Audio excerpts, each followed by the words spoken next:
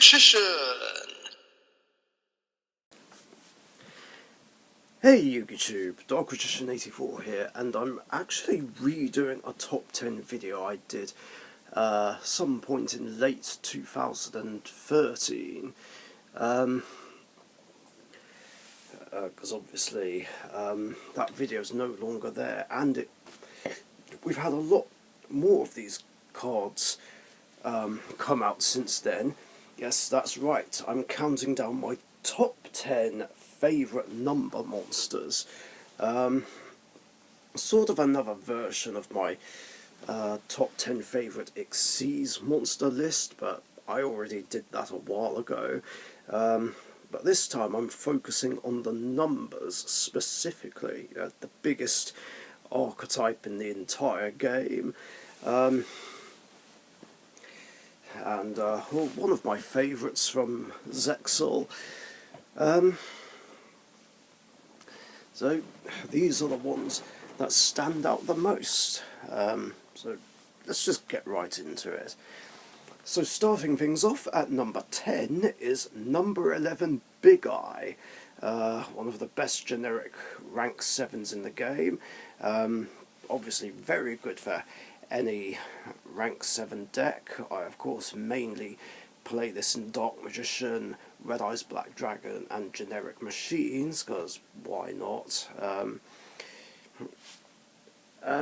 It's just something that can really help in a pinch, just taking control of an opponent's monster and getting to permanently keep it. With the only drawback being Big Eye can't attack in the same turn, but it's usually not that big of a deal. In fact, I'm actually surprised that this never got banned, actually, purely because, well, it's another version of Snatch Steal, and of course, Snatch Steal is banned. Like, along with the fact that it's something that the Dragon Rulers would just use a lot. Or at least it's a great option for them. But alas, it never got touched. I guess it has fallen out of favour a little bit over the years, but there are quite a lot of decks that still do play it. Honestly, I wouldn't be surprised if Kashtira played it. I mean, they could summon it, but based on how I've seen them play, they don't seem to. But regardless, this is at the bottom of my list purely because it's a love-hate card of mine. I mean, although I like using this card myself, it's really annoying when my opponent uses it against me. It's like, hey, it's only fun when I use it.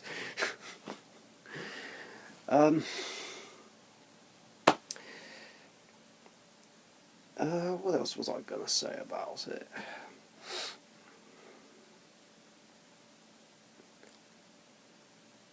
Crap, I actually can't remember. I was going to say something, but it's just completely gone.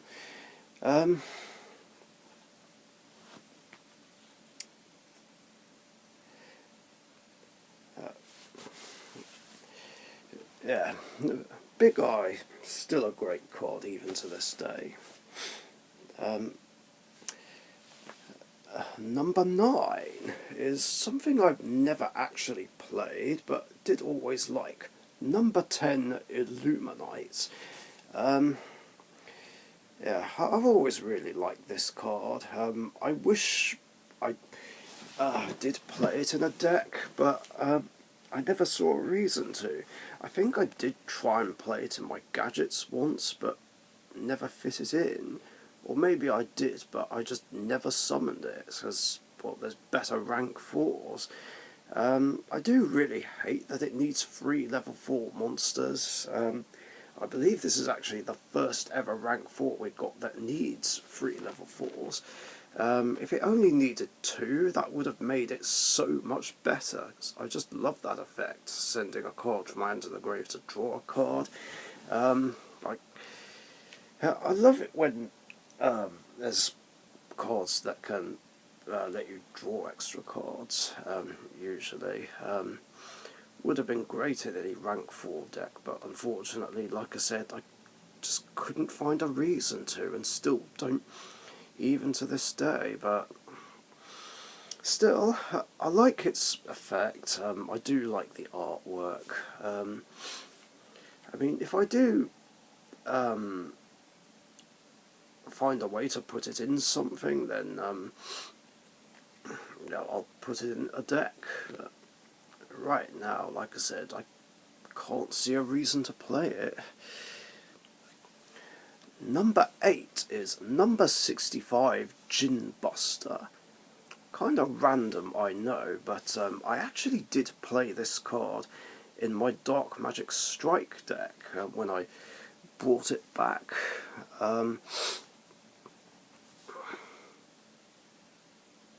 Oh shit, I actually just realised that there's another past format deck that I have yet to showcase. My April 2014 Dark Magic Strike deck. Like, I can't believe I forgot I had that. But anyway, back on topic. Yeah, when I brought it back, like in 2014, I decided to play Gin Buster because I can overlay 2 copies of DD Scout playing with it, and it's a very cool, useful, underrated card with the ability to detach 2 materials to negate an opponent's monster effect and burn the opponent for 500. Even though it can only do it once, that's still really useful and makes it a very underrated Xyz monster.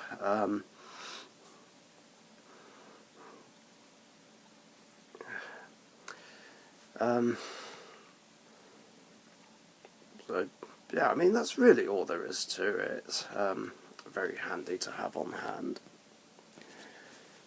Number 7 is number 85, Crazy Box. This is a very fun card. There's better rank 4s, but it's still a lot of fun, and I actually do really like dice cards. They're a lot of fun. In fact, they're part of the reason why I played my Casino Night deck. It ran a lot of luck-based cards, yeah, including tossing coins and rolling dice. But I prefer the dice roll cards, even though gotta love Time Wizard. But Crazy Box was just great, with like 3 positive effects and 3 negative ones, really. Yeah, because ideally you'd want to roll either a 2, where you draw a card, or 4, negate the effects of a face-up card until the end of the turn, including itself, so it can attack, or 5, pop a card. Yeah, the other 3, not so great, because if you roll a 1, half your life points.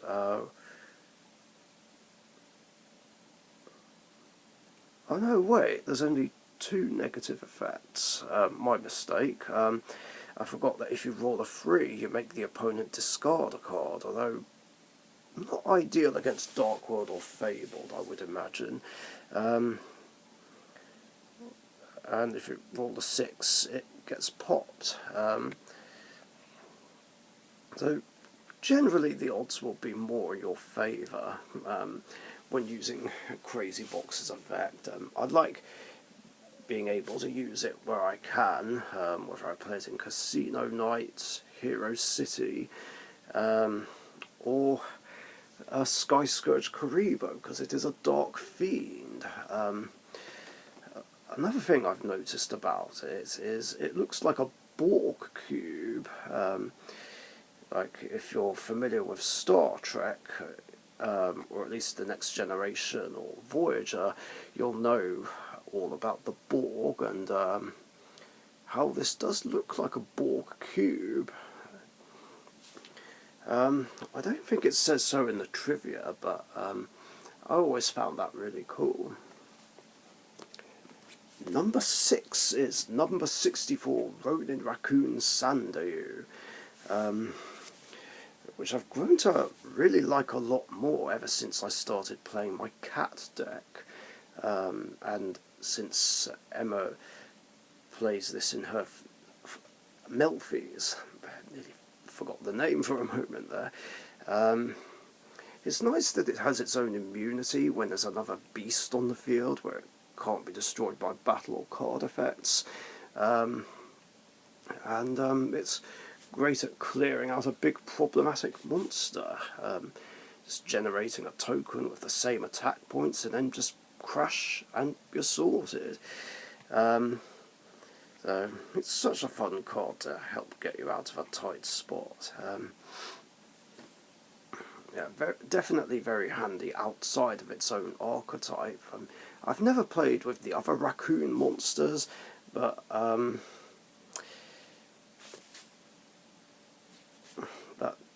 still an awesome card, and you know, the raccoons are very cute as well.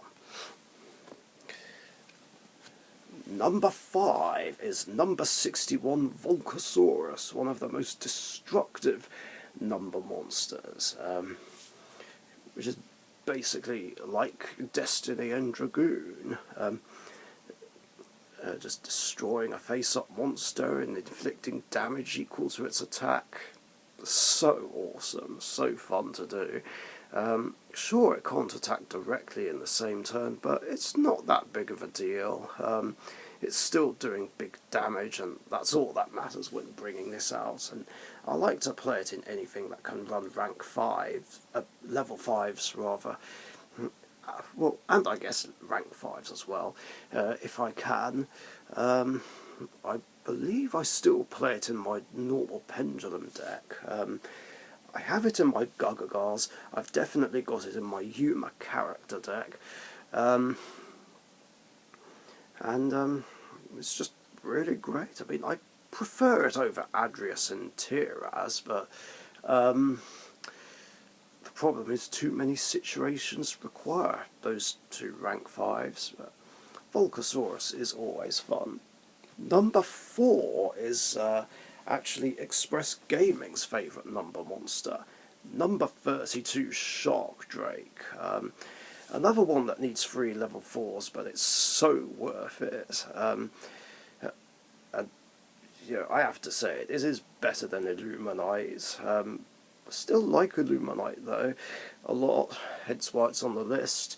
But Shark Drake is just an absolute beast. It's so much fun going into it, destroying a monster by battle, detaching a material to revive it with 1,000 or less attack, only to attack again. So it can do big damage, provided nothing happens that stops it.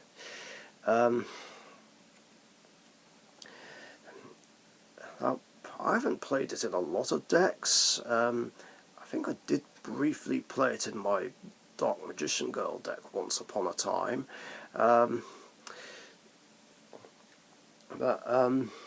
Yeah, I definitely play it in my Yugi gadgets, because you know, it is possible to make a rank 4 that needs 3 level 4s. This will be the go-to, or if not that, then Stellar Knight Deltaros, but Shark Drake is just more fun. Number 3 is number 107, Galaxy Eyes Tachyon Dragon. A really great rank 8 monster, very strong in terms of attack points, and generally worth going for more often than not. Like, even if I don't use it as a material to go into full armor or something like that, it is a very helpful card, just negating monster effects.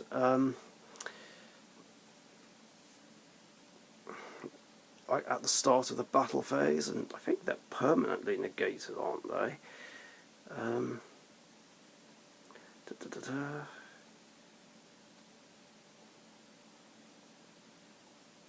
Yeah, it permanently negates them.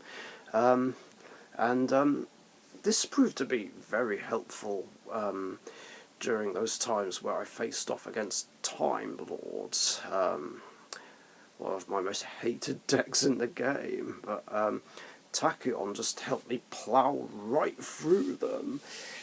Sure, I could only do it twice, but it was an absolute godsend when I brought Blue Eyes against it, and I think I brought Galaxy Photons against it. I can't remember, it's been so long, but Tachyon is very helpful in those sorts of situations. And of course, it's an additional option to go for in, well, its own archetype, Galaxies. And that's really mainly all there is to say. I even remember at one point where I did try and play this number C107 year Galaxy Ice Tachyon Dragon and rank up Magic the 7th one in my Dark Magician deck. Wasn't ever able to pull it off though, which was unfortunate. There was one point where I could have done, but I think something happened that made me draw it outside of the draw phase, and that just messed me up. But still, that's another great thing about this. It's the best option to go into when it comes to rank up Magic the 7th one. Number 2 is number 62 Galaxy Eyes Prime Photon Dragon. Another Galaxy Eyes upgrade. This is what you bring out mid to late game to do a ton of damage, especially when the afterglow's attached to it, and just run over other big threats or even win games, although I don't like resorting to that strategy, as it can get boring, hence why I've gone off Galaxy Photons, although there are other things I can do with the deck. If there's something you can't quite overcome, like an Ultimate Falcon or whatever, no problem, just make this card and run it the hell over.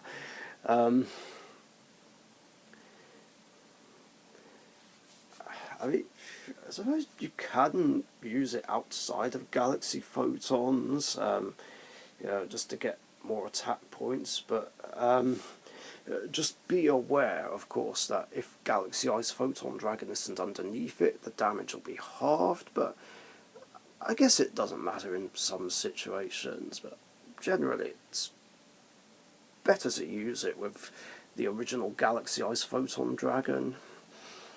And there's alternative rank 8s you can go for, but Prime Photon is a fun one. Now, before I get to number 1, I'm going to give out a few honourable mentions, one of which is to number 12, Crimson Shadow Armour Ninja, which is also a fun rank 5 to go for.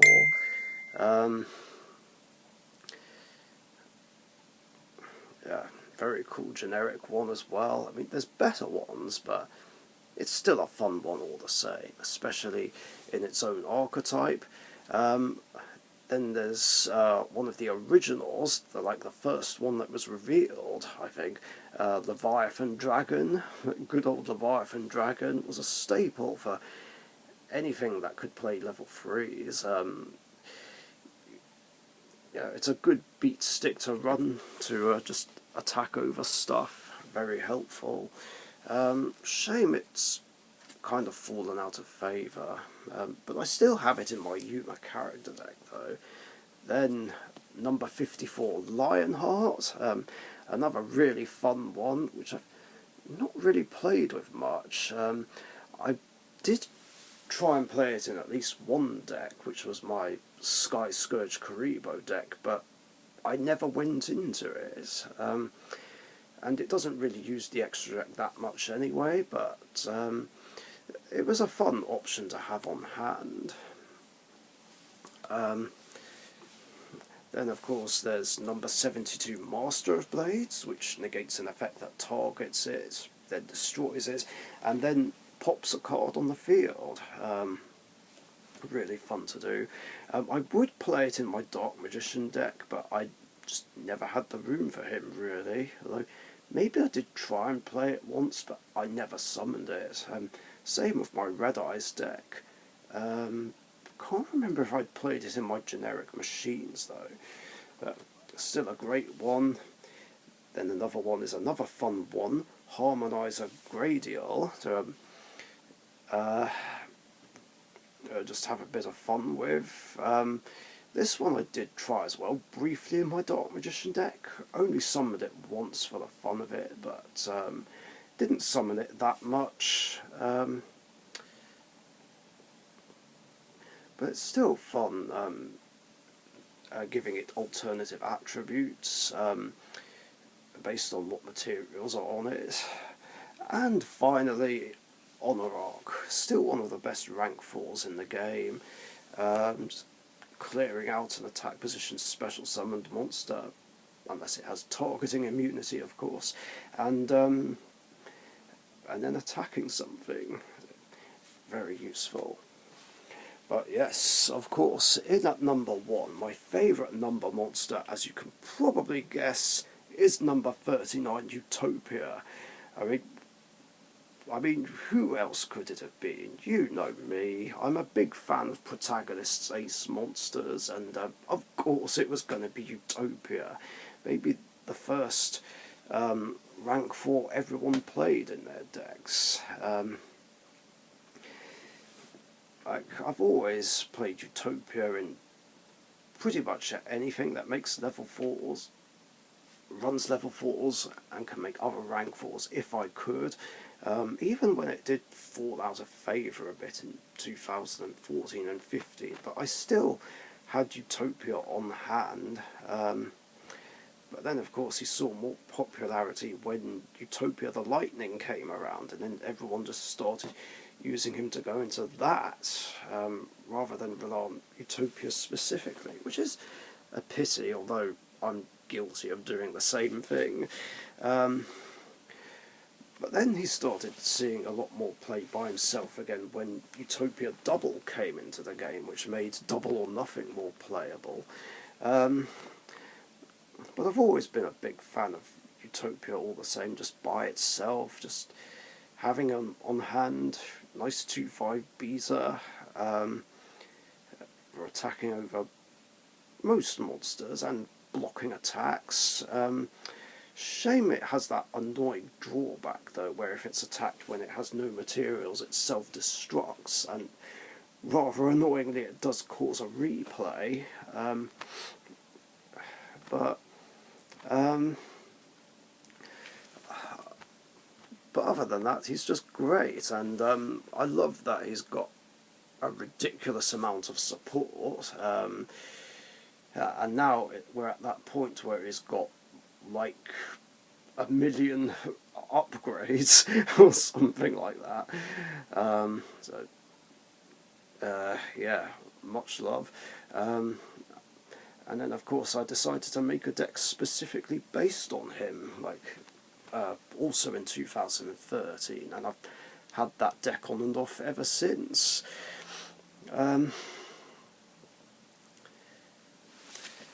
So there we have it, guys. That is the list for my top 10 favourite number monsters. If you're a fan of the numbers as well, let me know what your top 10 are. And I think what I'm going to do now is go over my hated numbers. So stay tuned for that. Thank you for watching, stay safe, and I'll catch you guys later. See ya. Thank you very much for watching. Be sure to subscribe to the Richician YouTube channel.